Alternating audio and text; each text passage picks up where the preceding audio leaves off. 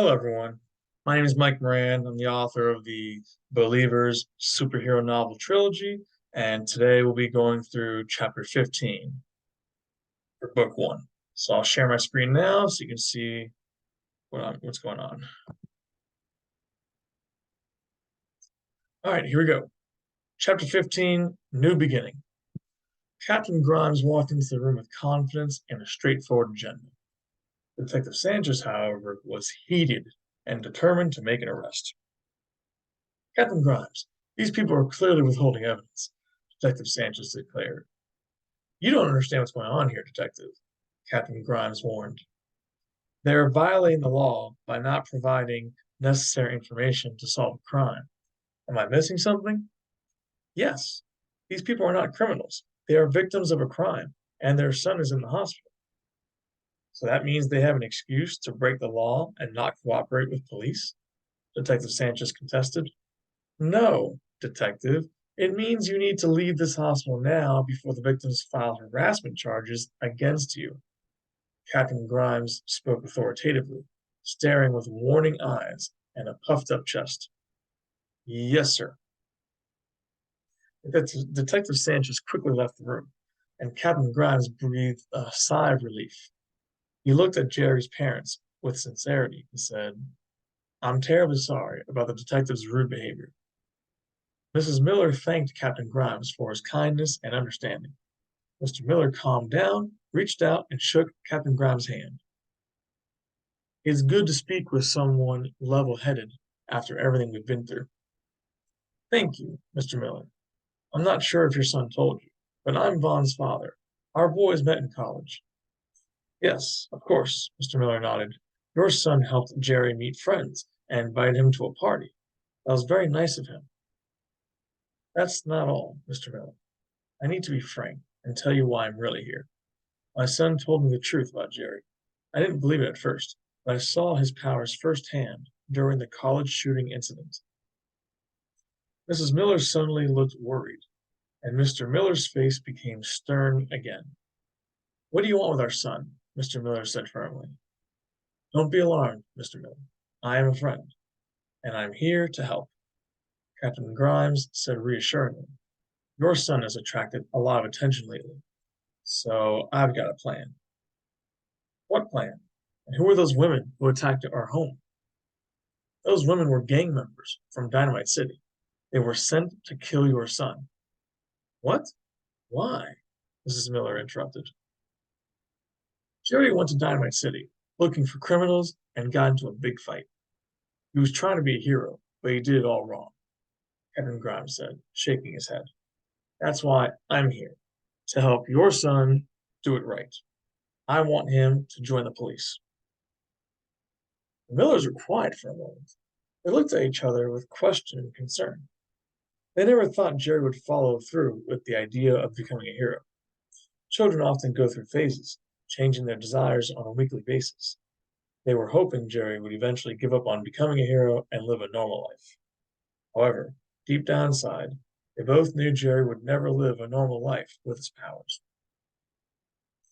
Captain Grimes waited patiently for an answer, but before the Millers could say a word, Jerry began to stir and awaken. Mrs. Miller rushed over to Jerry's side and helped him sit up. Jerry, my poor baby, are you all right? Yeah, Mom, I'm better now. Where's Dad? Is he okay? Jerry asked. Mr. Miller walked over and said, I'm right here, son. I'm alive and healthy thanks to you, and we're not alone. Captain Grimes has an important question for you. Mrs. Miller looked over at her husband with surprise, and he walked around the bed to hold and comfort her. He guided her away from Jerry so that Captain Grimes could talk with him. The Millers watched quietly as their conversation ensued. Mrs. Miller wanted to interrupt. She wanted to say something, anything to change Jerry's mind. But she knew it was not right. Jerry was a good young man, strong, determined, and ready to grow up. He dreamed of being a hero since he was a little boy. This was his chance to live his dream and become something great. If she stopped him now, he would never forgive her, and she would never forgive herself. Jerry looked to his parents for approval, and they both nodded their heads. They walked over to Jerry and hugged him tightly. Jerry's mother began spilling out all the advice and last-minute instructions she could give to her son before he started this new life. Jerry, you listen well and do exactly what Captain Grimes tells you to do. I know, Mom. I don't care how crazy it sounds. Trust him and follow his directions to the letter. I will, Jerry replied. And most importantly, talk to us and visit us as often as you can. If you need anything, ask and we'll help you, no matter what, Mrs. Miller promised. She looked like a nervous wreck. Okay, and Mom, thanks a lot. Thanks for being the best mom and letting me go through with this. Mrs. Miller's eyes teared up, and she hugged her son tightly. Eventually, she let go, and Jerry's father spoke up. Son, are you okay with all this? Yeah, Dad. I think we both knew something like this would happen eventually. Are you and Mom going to be okay without me? Jerry asked. Of course we will. Don't worry about us, Mr. Miller said supportively. Thanks, Dad. And I'm sorry about all the trouble I've caused you in the past few days. Trouble? You've never caused me trouble. You're the best son a father could ever ask for. You also saved my life. I believe in you now more than ever. I know you're doing the right thing. Be strong and take care of yourself. Mr. Miller hugged his son, and Captain Grimes called the nurse. When she arrived, Captain Grimes asked her to remove all the medical tubes and wires attached to Jerry. He stood up and shook Captain Grimes' hand. Jerry's face lit up with excitement. He was ready to begin training. However, he wanted to call and visit Cynthia first.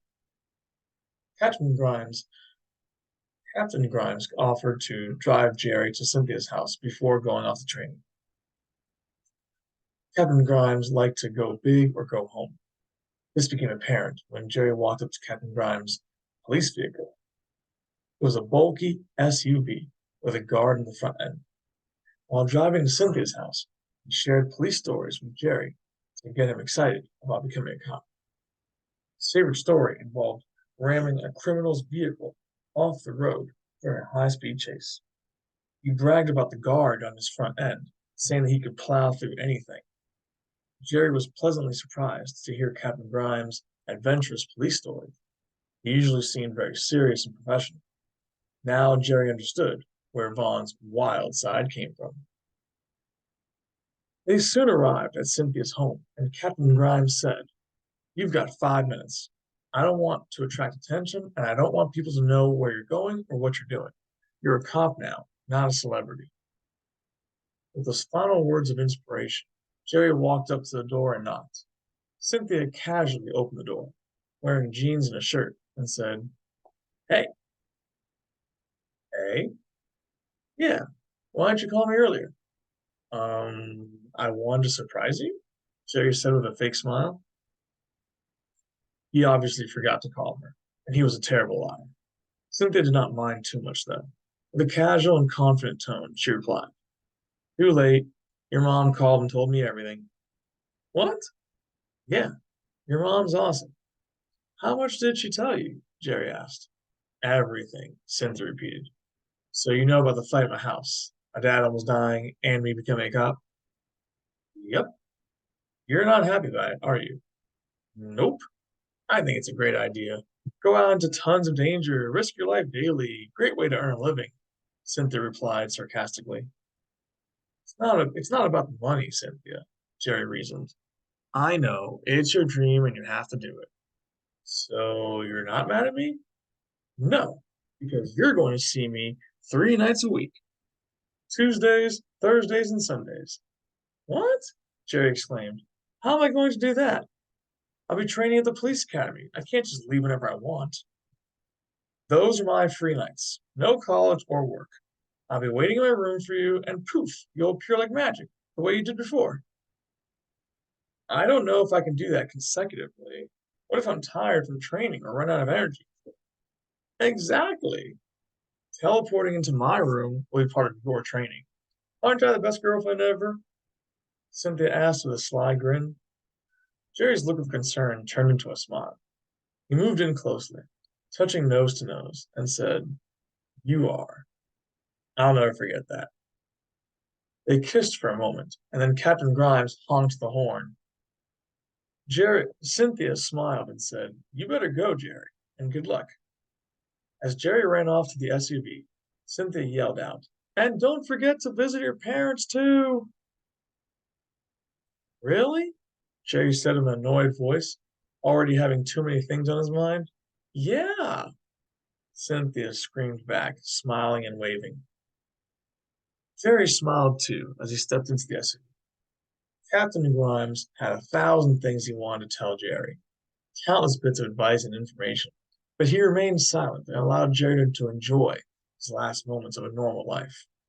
Just before they arrived at the police academy, however, Captain Grimes said, "Keep a level head, work hard, and never look back." Jerry did not fully understand this until training began. And that's it. Chapter 15 is over. I hope you all enjoyed it. Thank you very much, and hopefully see you all next time for chapter 16. Thank you.